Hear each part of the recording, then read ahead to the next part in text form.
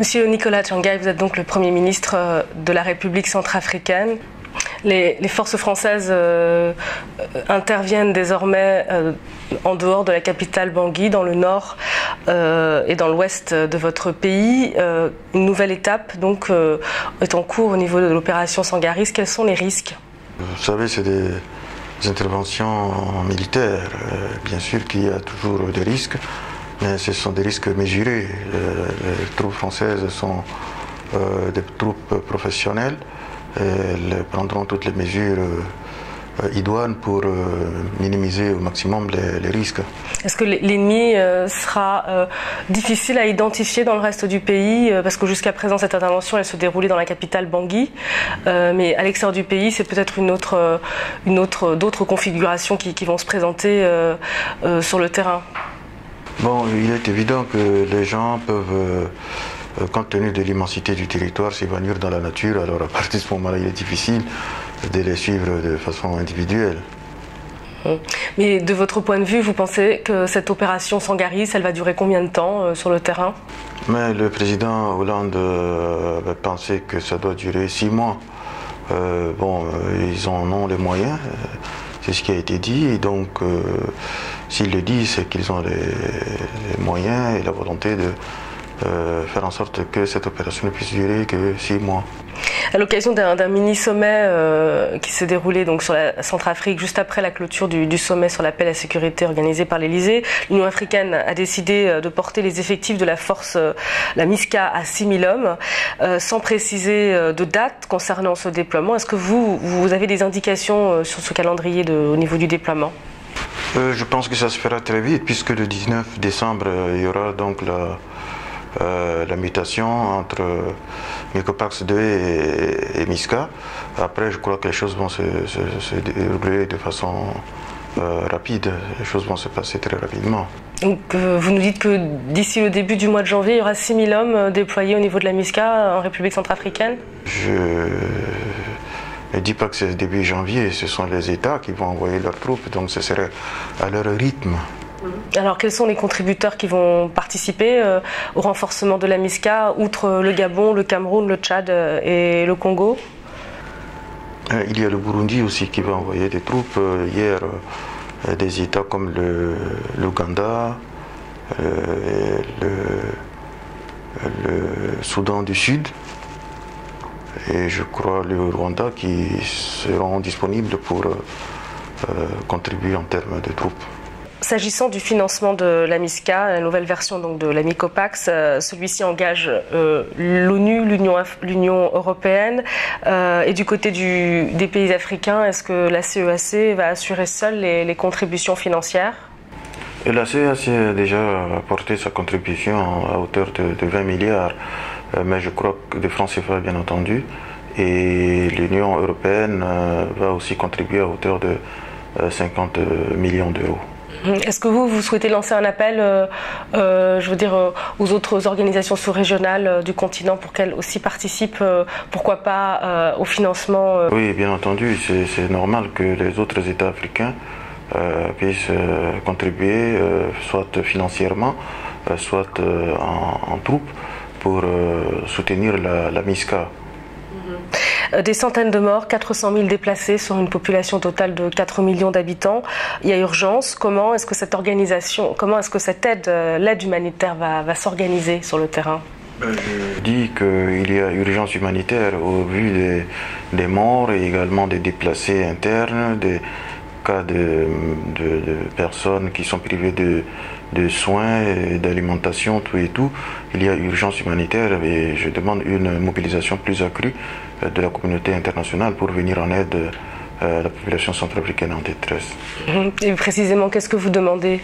Des médicaments, de la nourriture, des tentes, etc. pour abriter les personnes déplacées et tout ce que les humanitaires peuvent apporter serait bienvenu.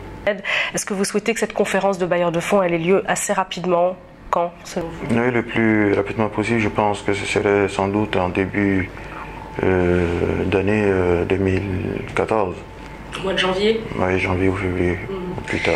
Alors, durant le mini-sommet qui s'est déroulé à l'Elysée, les autorités centrafricaines ont donc été interpellées par les chefs d'État qui étaient présents, par l'ONU, le président français François Hollande, qui leur a demandé donc justement de rétablir, de débuter immédiatement un processus de désarmement et de cantonnement des milices lors de ce mini-sommet. Mais on sait que les précédents efforts qui ont été déployés par les autorités de la transition n'ont pas vraiment réussi, puisque on voit qu'aujourd'hui la situation sur le terrain elle est catastrophique. Comment est-ce que vous comptez y parvenir? Bon, je pense qu'on ne peut pas parler de sécurisation dans le pays si on ne désarme pas. Donc le principe a été retenu de désarmer toutes les milices et ensuite de cantonner les gens et de récupérer leurs armes et de les mettre à l'abri. Mais vous, Monsieur Tiangai, vous êtes Premier ministre de la Transition.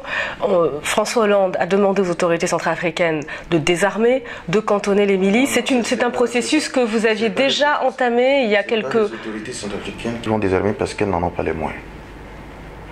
Monsieur François Hollande a été clair, ce sont les forces internationales qui vont désarmer. Alors on ne va pas demander aux gens de se désarmer elles-mêmes. Les Sélicas ne vont pas se désarmer elles-mêmes, ni les anti-Balaka ne vont pas se désarmer eux-mêmes. Donc il faut d'autres forces pour les désarmer, c'est ce qui va se faire. Et par rapport aux efforts qui ont été déployés il y a quelques mois justement pour désarmer le pays et cantonner les milices, il y a eu un processus quand même qui a été il y a eu un processus qui a été enclenché, mais c'était insuffisant.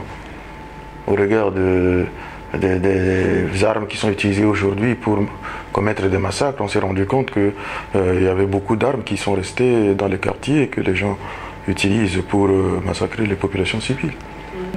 Et les milices qui sont composées de rebelles tchadiens, soudanais, de mercenaires, même centrafricains, quel sera leur sort?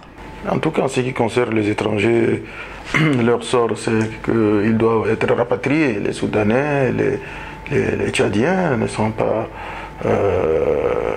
appelés à rester. Ils doivent, une fois désarmés, être rapatriés dans leur pays. Une partie avait déjà été rapatriée bien avant, mais ceux qui sont encore sur le territoire centrafricain, ils doivent de gré ou de force être rapatriés. Ils répondront à la justice de leur pays respectif. Ou de la justice nationale ou internationale. Et concernant les mercenaires centrafricains?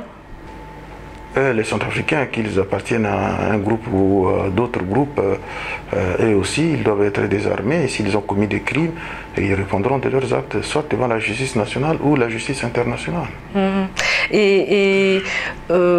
Après, il faudra réfléchir évidemment à une réforme de l'armée centrafricaine, puisque les FACA existent déjà. On a vu que les forces armées centrafricaines étaient impuissantes. Est-ce que vous êtes favorable ou défavorable justement à l'intégration de certaines milices au sein de ces armées? Il n'est pas question de l'envisager? Je ne peux pas préjuger de tout ça. J'ai mis en place un comité stratégique de réforme du secteur de sécurité et ce comité est en train de travailler. Donc on attend le rapport qui sera présenté. L'intervention française et onusienne ne réglera pas, vous le savez, les tensions interconfessionnelles qui sont en cours en République centrafricaine. La responsabilité sur cette question des autorités est clairement engagée. Qu'est-ce qu'il faut faire concrètement pour stopper ce conflit interconfessionnel entre musulmans et chrétiens? Mais c'est ce que j'ai dit tout à l'heure, il faut désarmer les milices. Ce sont les milices qui commettent les exactions. Ce n'est pas la population comme ça qui se lève pour aller commettre des exactions contre une autre partie de la population. Ce sont les milices qu'il faut désarmer et cantonner. C'est la solution, il n'y en a pas 36. Mais comment vous expliquez-vous ces violences interconfessionnelles? C'est parce que les ex-Sélicas, quand ils arrivaient, la plupart étaient de confession musulmane et les victimes étaient de confession chrétienne, et c'est ça qui a créé une exacerbation d'antipathie entre les deux communautés, et puis voilà, ça a éclaté. Mais il appartient aux uns et aux autres de tout mettre en œuvre pour que ça ne puisse pas dégénérer. C'est ce que le gouvernement est en train de faire. Et s'agissant de la transition politique, le président français François Hollande n'est pas favorable au maintien de l'actuel président de la transition, Michel Djotodia. Est-ce que ce dernier va accepter de céder sa place? Non, il n'a jamais été envisagé de le faire partir afin qu'il cède sa place. Non, il a été question d'écourter la période de la transition, c'est-à-dire d'aller aux élections non pas en février 2015, mais de faire les élections au cours de l'année 2014. Donc Michel Djotodia va rester à son poste jusqu'à la fin de la transition, c'est ce que vous nous dites. Mais ce sont les élections, puisqu'on est en quête de légitimité. On ne peut pas créer une nouvelle transition dans une transition. Il s'agit d'écourter la période de la transition, c'est-à-dire de faire les élections avant son terme, c'est-à-dire avant février 2015. Donc les élections auront lieu avant février 2015 ? Si les conditions sont remplies, c'est-à-dire de sécurité et puis de préparation aussi en termes de processus électoral et de crédibilité donc des scrutins. Donc vous souhaitez que Michel Djotodia mène la transition à son terme jusqu'en février 2015. Cadre juridique. Il y a un cadre juridique qui a été tracé. Il y a une charte constitutionnelle de transition qui prévoit que la période de la transition est de 18 mois à compter de la date à laquelle le chef de l'État de la transition a été investi. Il a été investi le 18 août. Donc juridiquement, la période de la transition prend fin au plus tard en février 2015. Maintenant, si les conditions de préparation des élections arrivent à maturité et qu'on peut aller aux élections avant, je ne vois pas d'inconvénient que cela se fasse avant le 15 février avant février 2015. Mais beaucoup tiennent l'actuel président de la transition pour responsable de la situation chaotique qui prévaut en Centrafrique aujourd'hui. Vous ne craignez pas, vous, que s'il reste à son poste, que cette transition soit difficile à mener malgré la présence des forces internationales, des forces africaines, onusiennes, françaises dans votre pays? Ma mission n'est pas de juger de la responsabilité. D'ailleurs, je ne suis pas un juge. C'est pas moi de juger de la responsabilité de qui que ce soit. Voilà. Je crois que je travaille dans un cadre juridique bien précis. Maintenant, s'il y a des contingences politiques internationales, eh bien, ce n'est pas à moi d'en assumer la responsabilité. Et l'opposition accuse également François Bozizé d'attiser les violences actuelles en Centrafrique, les tensions, afin de profiter de ce chaos pour justement se relancer. Vous dites-vous que c'est vrai, qu'à distance, il manipule la population? Il ne s'en cache pas. Il veut peut-être pas manipuler la population, mais il veut exploiter et instrumentaliser tout ce qui se passe dans le pays à des fins politiques. Je crois que c'est regrettable et c'est même condamnable. Est-ce que vous estimez que éventuellement François Bozizé, lui, devra rendre des comptes devant la justice internationale? François Bozizé, tout le monde, tous ceux qui ont commis des crimes, et vous avez vu sur les différentes chaînes la gravité de ces crimes-là. Ces crimes sont extrêmement graves. Tous les auteurs de ces crimes doivent rendre compte. Y compris au sein des autorités de la transition Les auteurs de ces crimes doivent rendre compte. J'ai été clair là-dessus. Et il faudra également que Michel Djotodia rende des comptes sur cette situation. Je ne suis pas juge, des enquêtes vont être menées, les enquêtes vont déterminer qui est responsable, mais ce n'est pas moi qui dois dire aujourd'hui que tel est déjà responsable ou coupable. Et vous, Monsieur Tsvangirai, vous avez fait l'unanimité au moment de votre nomination à la tête de la transition. En février 2015, vous dites qu'il y aura des élections présidentielles, transparentes et libres. Est-ce que vous nourrissez cette ambition de vous présenter à l'élection présidentielle? Mais c'est tout à fait le contraire. Je n'ai jamais dit que j'allais être candidat, puisque l'accord politique de Libreville et la charte constitutionnelle de transition prévoit que les acteurs principaux de cette transition ne seront pas candidats à l'élection présidentielle et aux élections législatives. En ce qui me concerne, je respecterai mon engagement. Je ne serai pas candidat. Monsieur Tsvangirai, vous êtes le Premier ministre de la transition de la République centrafricaine. Merci. Merci.